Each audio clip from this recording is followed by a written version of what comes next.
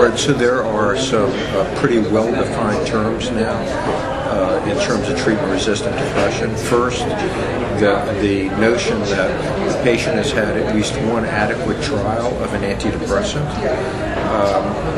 Most data would suggest that if we're really talking about remission, which is getting a patient back to where they were before they were depressed, that about 35% of patients treated with any antidepressant will have a great response, will be in remission within about 8 weeks. That means 65% of patients are either some better or not better at all. Treatment-resistant depression is generally defined as having failed 2 antidepressants of an adequate trial for an adequate duration at an adequate dose.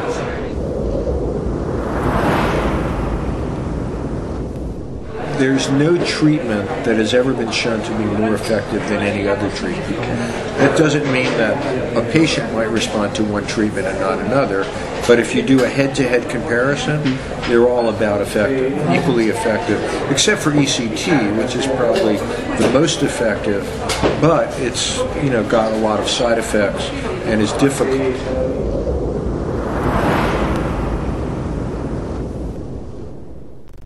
Fact is that there is no reliable predictor, either genetic marker or brain imaging predictor or constellation of symptoms.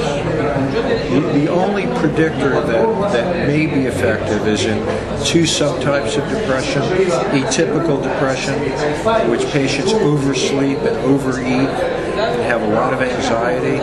Those patients may respond best to monoamine oxidase inhibitors, which are very old antidepressants, and psychotically depressed patients, those with delusions, must have a combination of an antipsychotic drug and an antidepressant.